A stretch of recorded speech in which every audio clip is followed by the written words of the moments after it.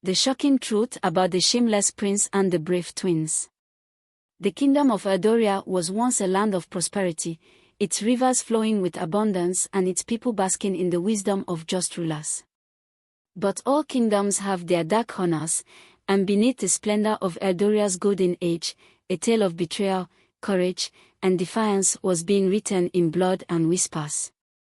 At the heart of this kingdom stood Castle Viridian, an imposing fortress perched atop a jagged cliff overlooking the endless Azure Sea.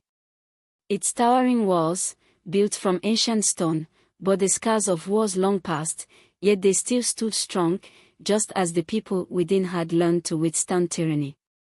The castle was both a symbol of power and a cage for those who dared to dream beyond the iron grip of the royal family. Within these walls lived Prince Darius, a man whose name had become synonymous with arrogance and cruelty. He was the heir to the throne, a figure admired for his beauty yet despised for his heart of stone. His deep emerald eyes held no warmth, and his golden hair, always impeccably groomed, shone like a crown upon his undeserving head. Though he had been taught the principles of leadership and honor, he chose instead to indulge in excess, treating the people of Eldoria as pawns in his cruel games. But far from the lavish halls of Castle Viridian, in a small village nestled between the great Eldorian forest and the Whispering River, lived two children whose fates were bound to the princes in ways neither could yet understand. The twins, Elric and Leora, were unlike any other children in the kingdom. Born on the night of the blood moon, when the sky turned crimson and the winds howled like spirits of the fallen, they had always been regarded as different. Some whispered that they carried the blessing of the old gods, others feared that they were marked by a destiny too great for ordinary folk. Their father, a blacksmith named Idrun, raised them with strength and wisdom, teaching Elric the art of the forge and Leora the ways of the sword, an unusual skill for a girl in Eldoria, where women were often confined to quiet, expected roles. Their mother, Elena, had once served in the royal court, a lady of grace and intelligence, until she vanished under mysterious circumstances when the twins were barely 6 years old. The people of the village adored the twins, for they were kind-hearted and brave, always willing to stand up for those in need. But their greatest challenge would come not from brigands or wild beasts, but from the very throne that ruled over them. It began on the day of the prince's infamous tax decree. Prince Darius, in his unrelenting greed, had ordered a crippling increase in taxes, stripping the common folk of what little they had. Those who could not pay were taken from their homes, forced into servitude, or worse, left to rot in the dungeons beneath Castle Viridian. The village elders begged for mercy, but the prince did not know the meaning of the word. When the royal collectors arrived in the twins' village, demanding payments from those who had none to give, Elric and Leora could not stand idly by. They confronted the guards, their voices steady and unyielding, even as swords were drawn against them. "You take from those who have nothing left," Elric declared, standing his ground. "Where is the honor in that?" One of the soldiers sneered. "Honor. Honor belongs to the strong. And strength is something you and your people do not possess." Leora stepped forward, her gaze burning with defiance. "Then let us show you otherwise." The village erupted in chaos as the twins fought back, using the very skills their father had taught them. Elric wielded a hammer like a warrior born, while Leora moved with the grace of a dancer, her wooden training sword striking with surprising force. But they were outnumbered, and soon, the weight of royal power bore down upon them. Word of their defiance reached the prince's ears within the hour. A cruel smile spread across Darius's lips as he listened to the report. "Twins, you say," he mused, sipping from a goblet of fine Eldorian wine. "A pair of peasants who think themselves warriors. How amusing." But behind his amusement lurked something deeper, something sinister. For Prince Darius knew a secret, one that had been buried for years, hidden from even the most loyal of his subjects. The twins were more than mere rebels. They were more than children of a blacksmith. They were the key to his greatest fear. And if they lived, his throne would never be safe. As the sun set over Eldoria, the wheels of fate turned. The shameless prince had made his decision. The twins would not live to see another dawn. Night fell over Eldoria, draping the land in an eerie stillness. The village that had once bustled with laughter and the rhythmic sounds of hammers against steel now lay in a suffocating silence.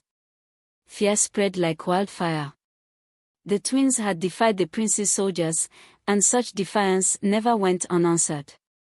Inside their modest home, Elric and Leora sat across from their father, Adrian, whose rough hands gripped a wooden tankard so tightly that his knuckles turned white. He had seen war before, had fought in battles under kings who had long turned to dust. He knew what was coming.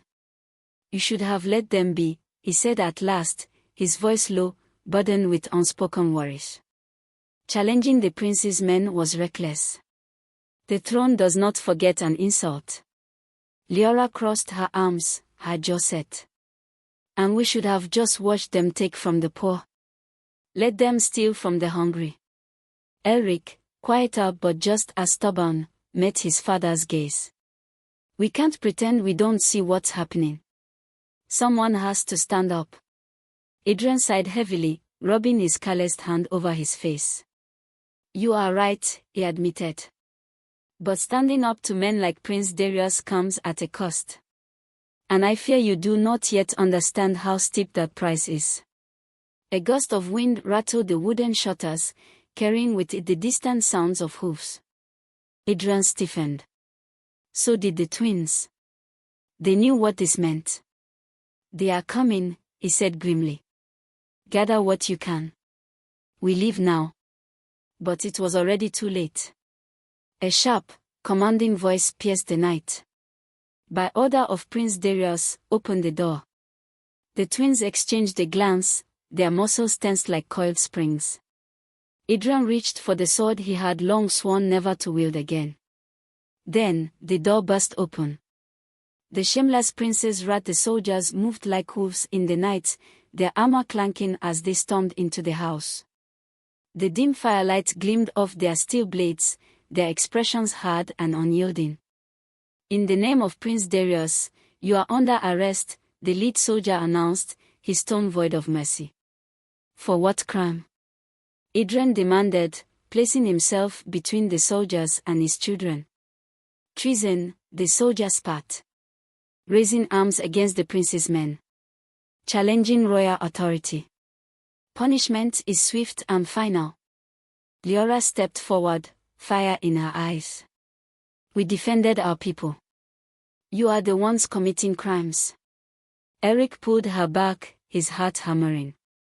This was not a fight they could win, not here, not now. The lead soldier smirked. "Brave words for a girl who has yet to see a battlefield. Take them." Before anyone could react, the room erupted into chaos. Adrian swung his blade with the skill of a man who had once fought in great wars, felling one soldier with a single stroke. Eric grabbed a burning log from the fireplace, swinging it wildly, the embers scattering like fireflies. Leora moved like a shadow, ducking and weaving, landing quick strikes against the invaders. But they were outnumbered. Adrian took a brutal hit to the ribs, falling to one knee.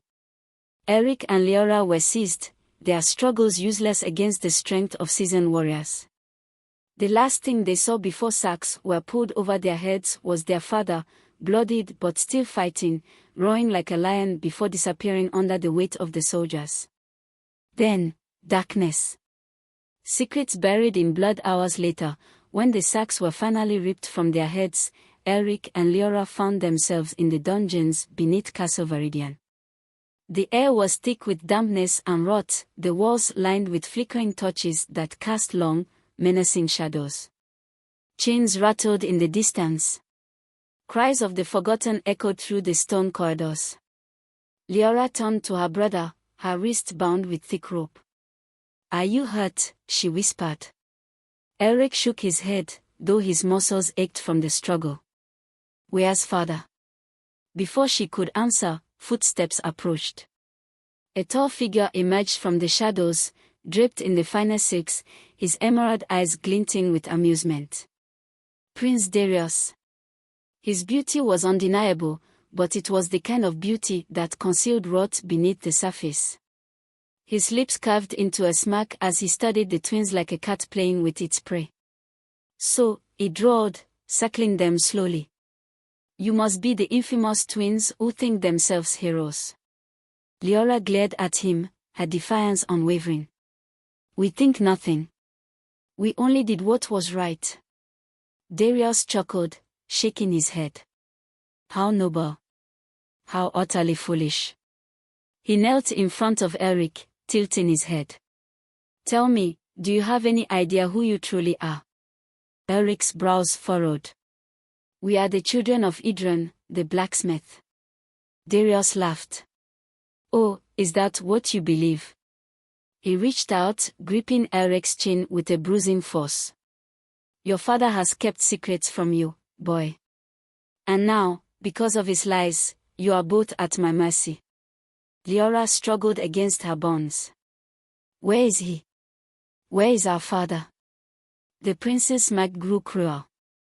He is where all traitors belong. Eric's blood ran cold.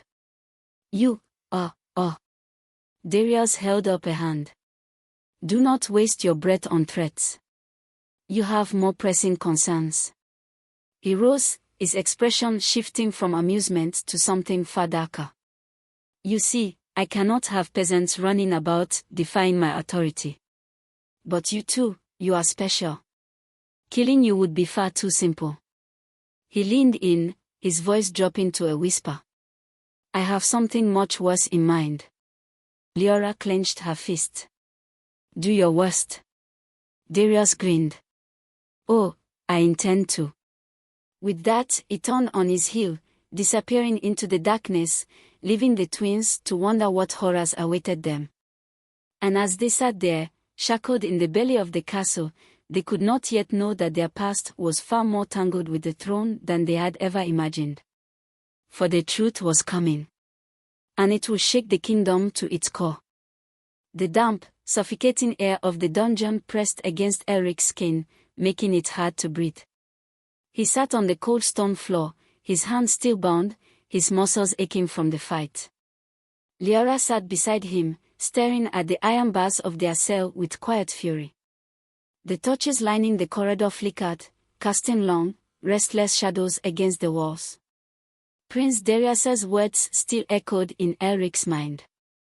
Do you have any idea who you truly are? What had he meant? Eric and Leora had always believed they were just the children of Idron the blacksmith. There was no mystery in that. And yet, the prince had spoken with such certainty, as if he knew something they didn't. The sound of heavy boots approaching interrupted his thoughts. A guard appeared, unlocking their cell. 2 more soldiers stepped inside, their hands gripping the hilts of their swords. You, one of them barked, pointing at Leora. Come with us. She tensed but did not hesitate as they pulled her up. Eric struggled against his restraints, trying to rise. Where are you taking her? The guard sneered. You'll find out soon enough. Leora shot Eric a reassuring glance before disappearing down the corridor with the guards. Eric clenched his fist, his mind racing. This was not just about punishment. The prince had a plan, something far worse than a quick execution. But what? The prince's dangerous game. Leora was led through a series of dimly lit hallways, her heart pounding with each step. The castle above was a place of grand feasts and opulent tapestries, but down here, beneath the stone, it was a labyrinth of suffering. The guards pushed open a set of heavy wooden doors, revealing a room unlike the rest of the dungeon. It was smaller, lined with bookshelves and ornate furniture, Darius's private study. The prince lounged in a chair, swirling a goblet of wine in one hand. He looked up as Leora was forced inside, his emerald eyes gleaming with amusement. You're braver than I expected, he mused, setting his goblet down. Most prisoners beg when they reach this room. Leora refused to give him the satisfaction of a response. Daria smirked, rising from his chair. I could have you executed, you know. But I think that would be a waste. You and your brother intrigue me. She narrowed her eyes. We are not your entertainment. The prince chuckled. Oh, but you are. He stepped closer, lowering his voice. I know who you really are, Leora. And soon, you will too. Leora's breath caught, but she masked her reaction. She wouldn't play his game. Darius tilted his head, watching her carefully. I'll give you a choice, he said. Swear fealty to me, and I will spare your brother. Defy me, and I will make him suffer in ways you cannot imagine. Leora's blood turned to ice. She held his gaze, refusing to let her fear show. You think you can break us. But you underestimate what we are willing to endure. Darius grinned. Oh, I do hope you continue to resist. It will make things far more interesting. He waved a hand, signaling the guards. Take her back. Let them stew for a while. As the guards dragged her away, Leora vowed that she and Eric would escape. They would find out the truth, whatever it was, and they would bring this prince to his knees. But she had no idea how deep the truth ran. And how much danger they were truly in. A dangerous escape. Back in the cell, Eric was pacing when Leora was thrown inside.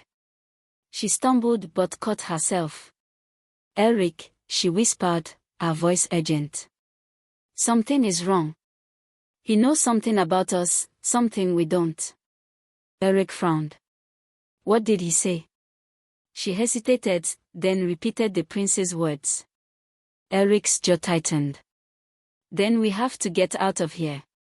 Leora nodded. Agreed. They didn't have time to wait for a miracle. Eric glanced around their cell, studying the structure. The walls were old, the iron bars rusted in places. He spotted a loose stone in the wall and hurried to it, digging his fingers into the cracks. Leora, help me. She joined him, using all her strength to loosen the stone. Slowly, painfully, it came free. Behind it was a narrow tunnel, small, but just large enough for them to squeeze through. Leora grinned. I guess even castles have their weaknesses. Eric peered into the dark passageway. We don't know where this leads. It doesn't matter, she said. Anywhere is better than here. Without another word, they slipped inside, vanishing into the darkness. And with that, their real journey began. The narrow tunnel was damp and suffocating, the air thick with the scent of mold and forgotten secrets. Eric led the way, his fingers tracing the rough stone walls, while Leora crawled close behind him. Their bodies ached from the fight and the cold of the dungeon, but the burning need to escape drove them forward. Leora whispered, How far do you think this goes? Eric shook his head. Far enough, I hope. The tunnel twisted and turned, a relic of an older time, perhaps an escape route for kings who had feared their own betrayals. But tonight, it belonged to two desperate fugitives. Then, Eric stopped abruptly. A faint light flickered up ahead, illuminating a small chamber where the tunnel opened. He pressed himself against the wall, motioning for Leora to do the same. Someone was there. A shadow moved. Eric clenched his fist, preparing for a fight. Who's there? A voice hissed from the darkness. The twins froze. The voice was young but wary, filled with the same desperation they felt. Slowly, a figure emerged, a boy, no older than them, dressed in tattered clothes, his dark eyes sharp with suspicion. His hair was unkempt, and he carried a small dagger, though his grip on it was unsure. Leora's eyes narrowed. Who are you? The boy hesitated, glancing over his shoulder before answering. A prisoner. Just like you. Eric studied him. How did you find this tunnel?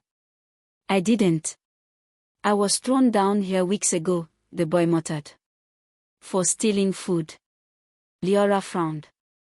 You were caught stealing, and they locked you in a tunnel. The boy smacked bitterly. No. They locked me in the dungeons. I found this place after digging through the wall of my cell. Eric exchanged a glance with Leora. This boy, whoever he was, had already done what they were trying to do. Does it lead outside? Eric asked. The boy's expression darkened. Not exactly. The labyrinth below Castle Viridian. The boy, who introduced himself as Finn, led them further through the tunnels, explaining what little he knew. This place is old. Older than the castle itself, Finn said as they moved through the winding passages. I found different exits, but none lead directly outside. Some go to old storerooms, others connect to the lower levels of the castle. There are traps too. Traps? Leora echoed. Finn nodded. Rusted spikes, dead ends that collapse behind you. I barely survived the first time I tried to get out. Eric exhaled slowly.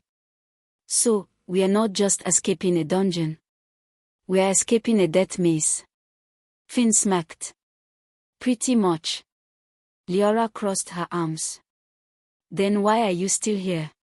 For the first time, Finn's neck faltered. Because there's someone else down here. And I can't leave without her. The twins exchanged a glance. Who? Leora asked. Finn hesitated. My sister.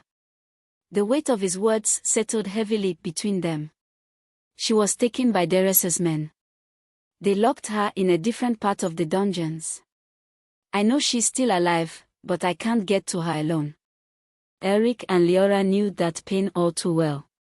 Their father had been taken, and they hadn't been able to protect him. Eric squared his shoulders. Then we'll help you. Leora nodded. If we're getting out of here, we're not leaving anyone behind. Finn's eyes widened in surprise. Then, for the first time, a real smile touched his lips. Then let's move. The price of defiance. Meanwhile, in the lavish halls of Castle Viridian, Prince Darius stood before the throne, his expression dark with frustration. The twins had escaped. The guards who had been stationed outside their cell now lay battered and bruised, barely able to explain what had happened. The passage behind the wall was news even to them. Darius exhaled sharply, turning to the man beside him, General Calder, his most trusted enforcer. They are becoming a greater problem than I anticipated, Darius muttered. Calder, a hulking figure with silver hair and a face lined by years of war, nodded. Shall I send hunters after them? Yes, Darius said. Then, his lips curled into a cruel smile. But not just any hunters. Send the bloodhounds. Calder's eyes flickered with understanding.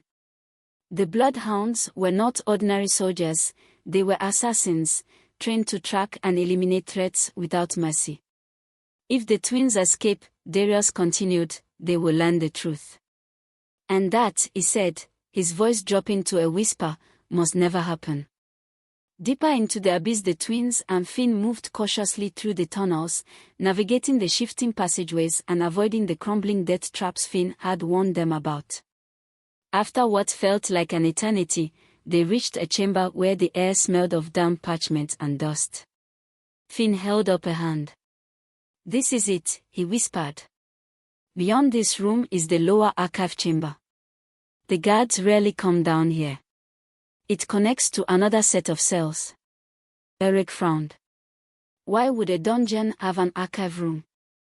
Leora's gaze flickered with suspicion. Because some things are meant to be forgotten. Finn pushed open the heavy wooden door, and they stepped inside. The room was lined with towering bookshelves filled with brittle scrolls and decayed tomes. But they barely had a moment to take in their surroundings before a voice cut through the silence. Step away from the records. The twins turned sharply to see a woman standing in the shadows. She wore simple robes, her dark hair streaked with gray, her eyes piercing and intelligent. Finn's breath caught. You, the woman took a step forward. You're not supposed to be here. Eric's grip tightened. And who are you? The woman studied them for a moment, then exhaled. Someone who has been waiting for you. Silence fell between them. Leora was the first to speak. You know who we are? The woman nodded. Yes. And I know why Prince Darius fears you. She stepped closer, lowering her voice.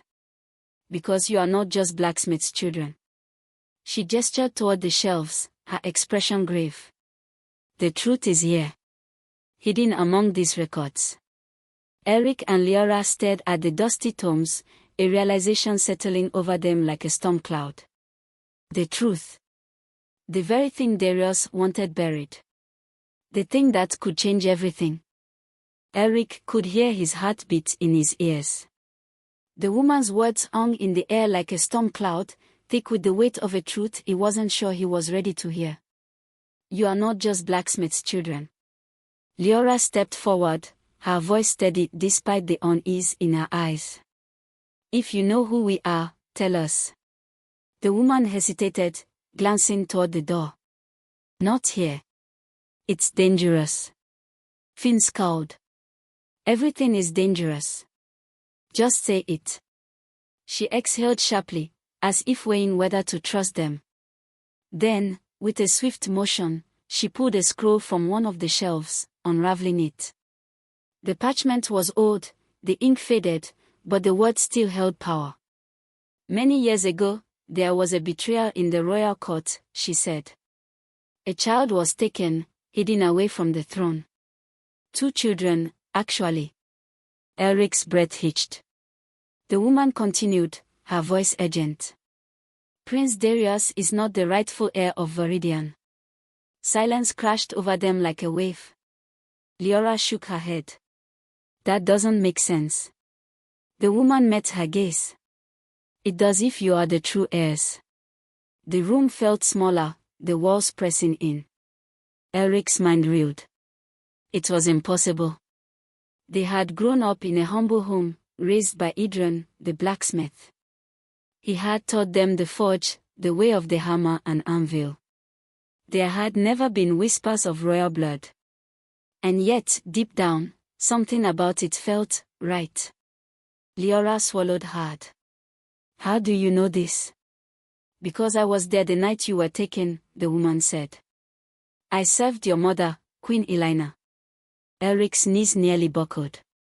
Your father, King Theon, was betrayed by his own brother, Darius's father, she continued. Your parents were murdered. You were only infants. But Idran saved you, taking you far from the palace before Darius's family could erase you entirely. Leora clenched her fist. Why would Idran never tell us? To keep you safe. If Darius knew you were alive, he would have hunted you from the moment you could walk.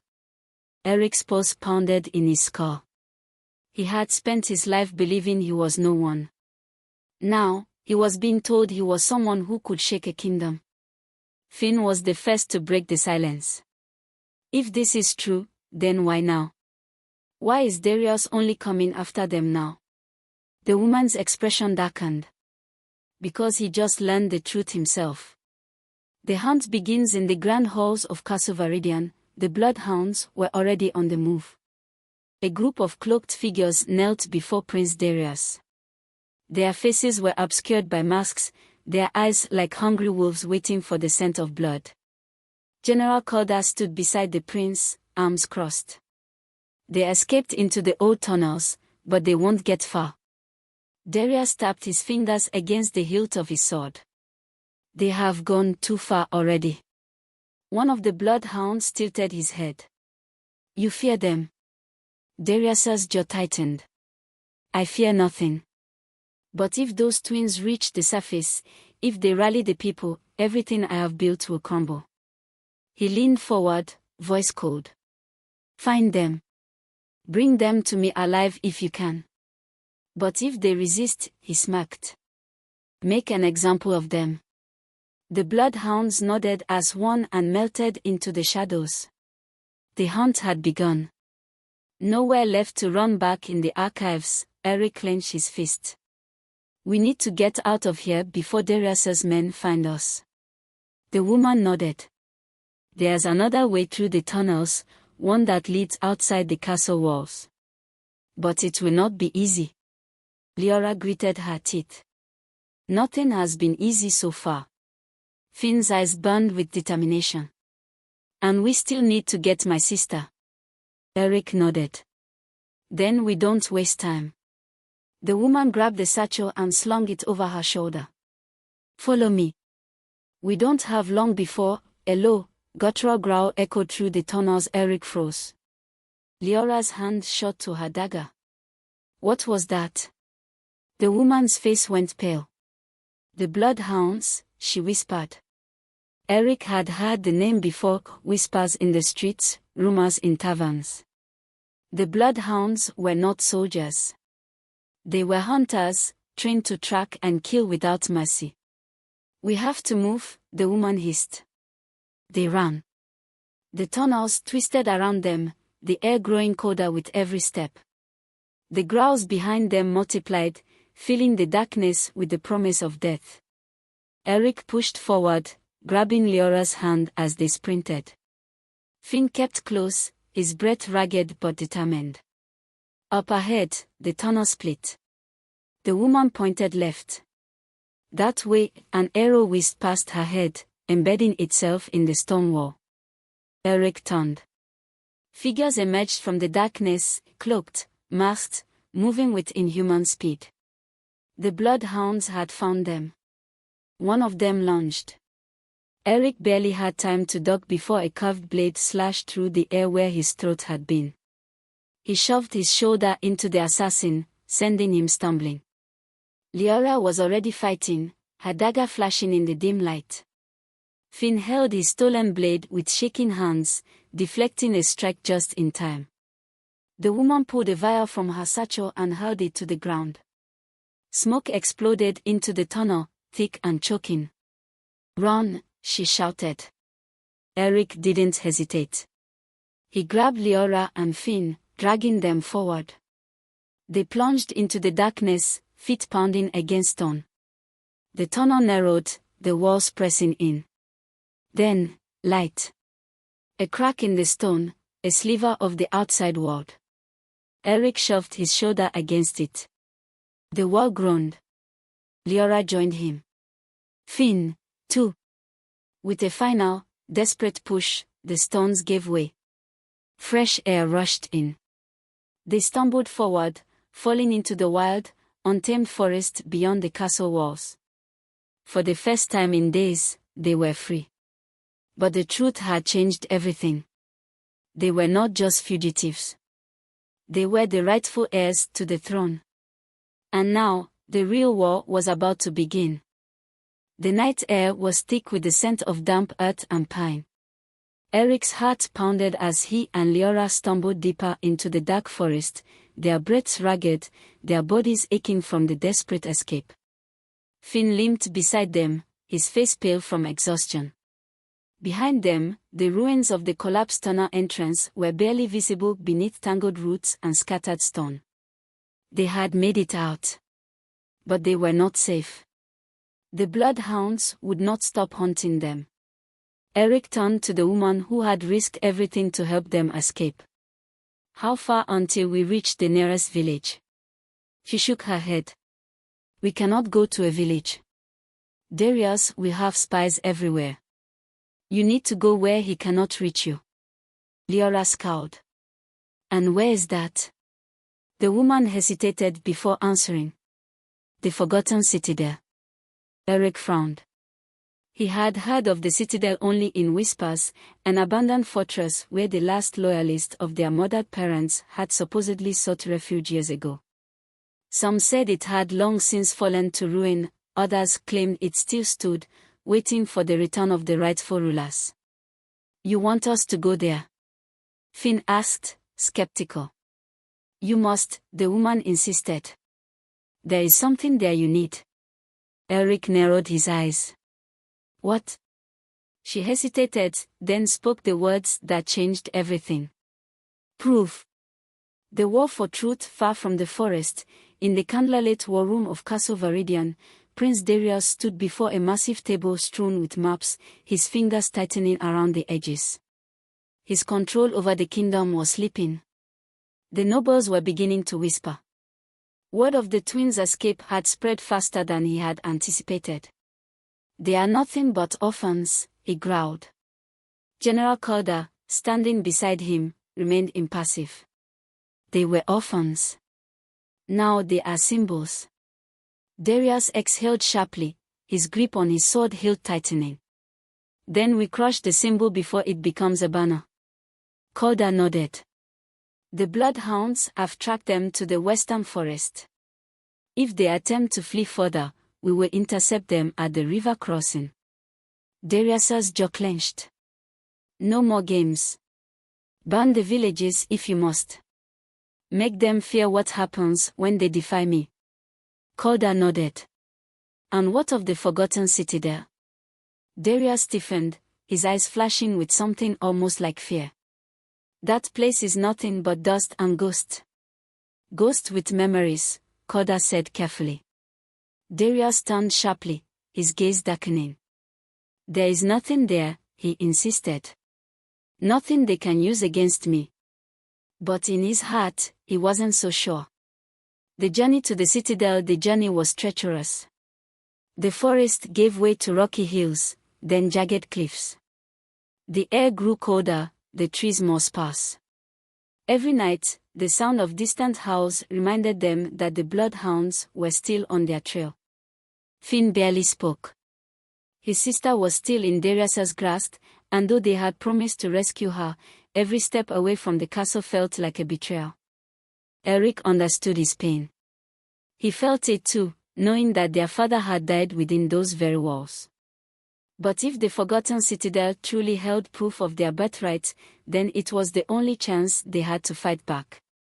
By the fourth night, they stood at the edge of a ruined fortress, perched atop a mountain like a forgotten relic of war. The forgotten citadel. Eric exhaled. "It's still standing." Leora stepped forward, running her fingers over the ancient stone. "Barely." Finn crossed his arms. "And we're sure this place isn't crawling with soldiers?" The woman shook her head. "Darius wants this place erased from history. He wouldn't waste troops guarding it. But that doesn't mean it's empty." Eric stepped through the crumbling entrance. The interior was dark, the air thick with the scent of old parchment and rusted steel. Shafts of moonlight cut through broken windows, illuminating rows of abandoned bookshelves and tattered banners bearing the crest of a fallen king. "Their crest." Leora inhaled sharply. "This was our family's place." The woman knelt beside an old chest, brushing dust from its surface. She pressed her fingers against the lock, whispering something under her breath. A faint glow paused beneath her fingertips, and the chest clicked open. Inside lay scrolls wrapped in faded royal seals. Eric reached for one, his hands trembling. He unrolled it carefully, eyes scanning the old script. A royal decree. A birth record. His name. Leora's name. The twin heirs of King Theon and Queen Elena. Leora exhaled sharply. "It's real." Finn looked between them, his expression unreadable. "So what now?" Eric clenched his jaw.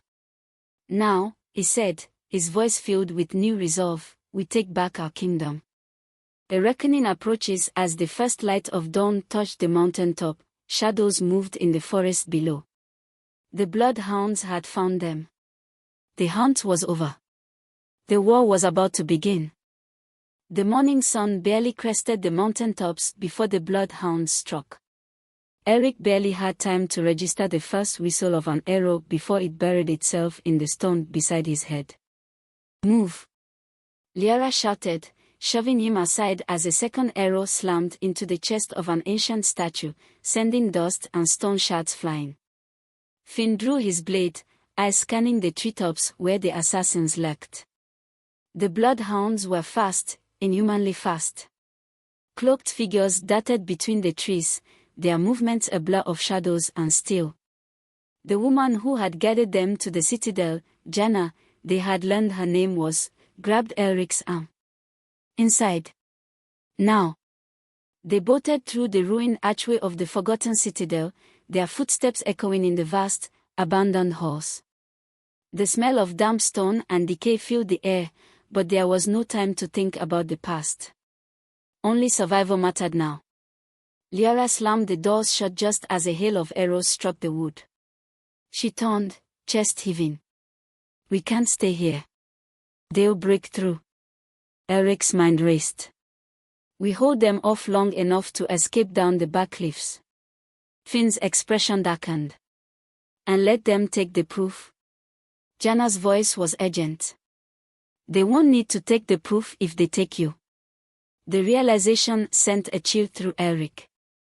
If Darius captured them, he wouldn't bother with royal decrees or lost histories. He would make an example of them, and no one would ever question his rule again. A thunderous boom rattled the doors. The bloodhounds were trying to break in.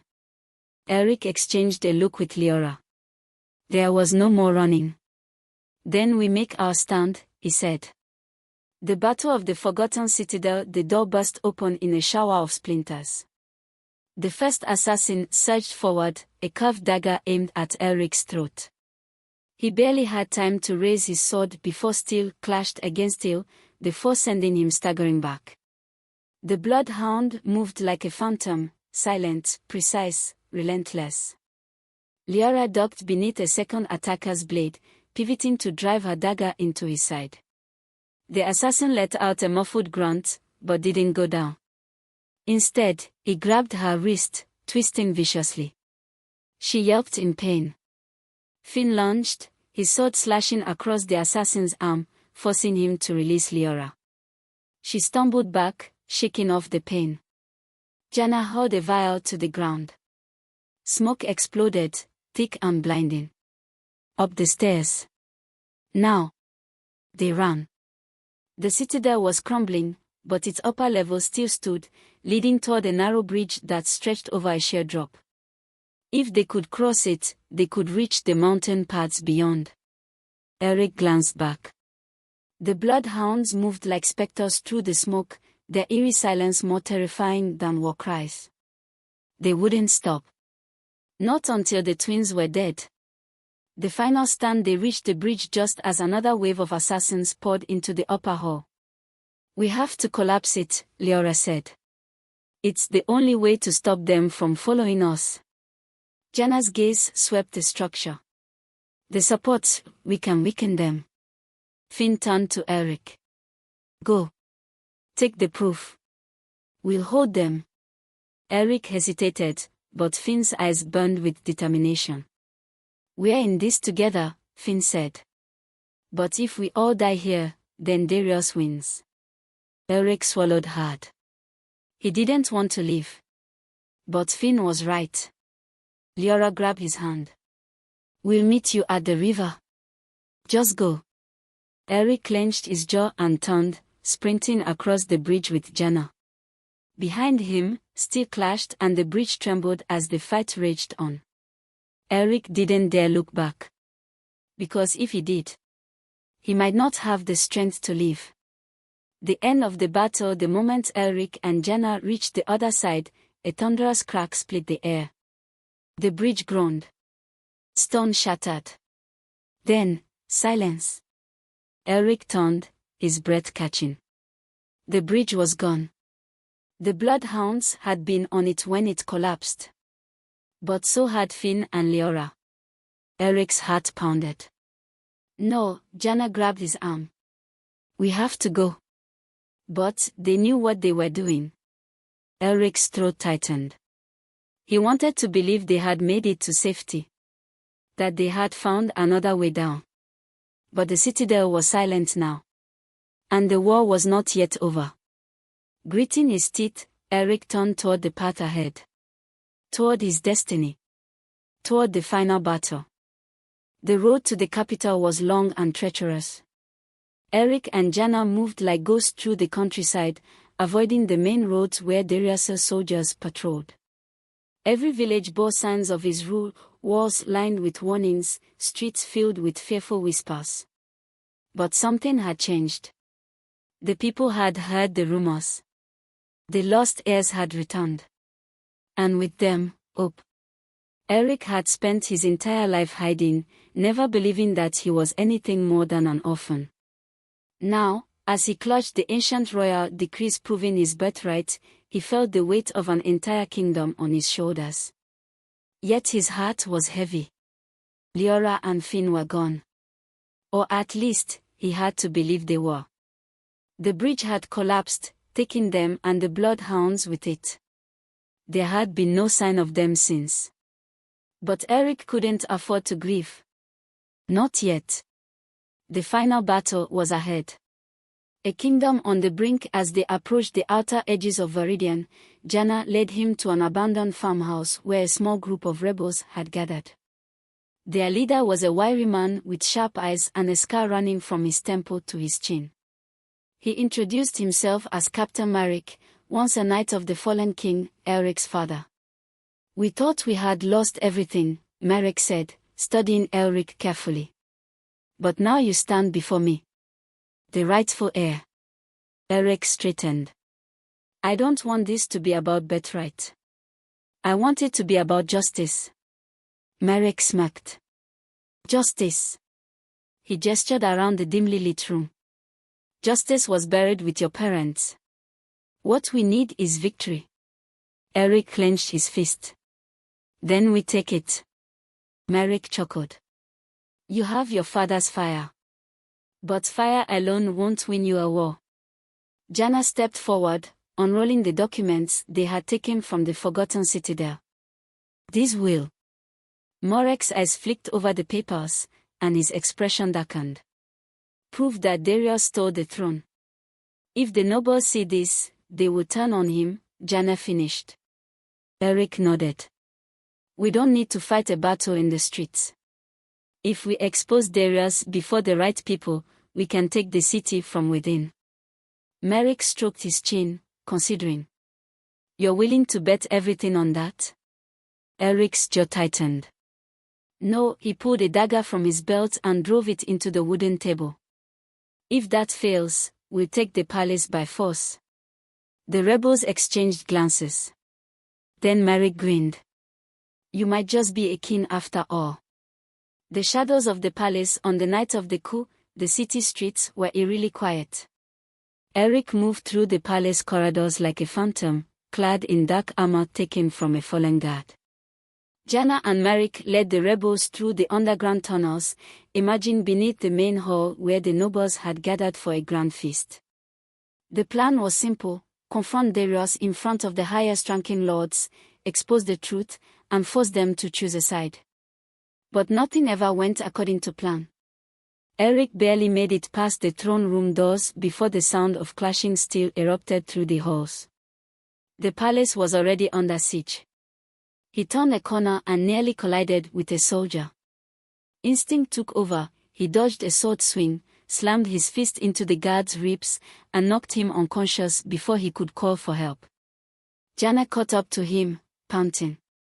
Marek's men were spotted. The fight had started early.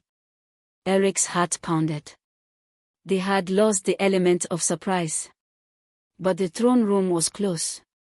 And Darius was waiting. The tyrant's last stand, the great doors to the throne room stood open. Inside, torches flickered along the stone walls, casting long shadows over the polished marble floor. Darius sat on the throne, a goblet of wine in his hand, watching the chaos unfold beyond the doors with a lazy smirk. He didn't seem surprised to see Eric. "So," Darius mused, swirling the wine in his goblet. "The lost prince comes home." Eric stepped forward, his sword drawn. "This isn't your home anymore." Darius chuckled, rising from the throne. He was dressed in black and gold, his regal appearance a stark contrast to the blood-stained halls. "And who will take it from me?" "You." Eric threw the decrees onto the floor between them. "Your lies are over. The nobles will know the truth. Darius barely glanced at the papers before stepping on them. Truth. He smacked. Truth is what men choose to believe. And they believe in power. He unsheathed his sword. Shall we see who truly has it? Steel and shadows. The duel was fast and brutal. Darius was a skilled swordsman, his movements precise and deadly. Eric barely blocked the first strike before a second came, then a third. Sparks flew as their blades clashed. Darius pressed forward, his strikes forcing Eric back. You have your father's eyes, he sneered. But none of his strength. Eric gritted his teeth. And you have none of his honor. He twisted, dodging a fatal thrust, and drove his knee into Darius's ribs. The prince stumbled back, eyes burning with fury. I built this kingdom, Darius spat. I crushed every rebellion. I silenced every threat.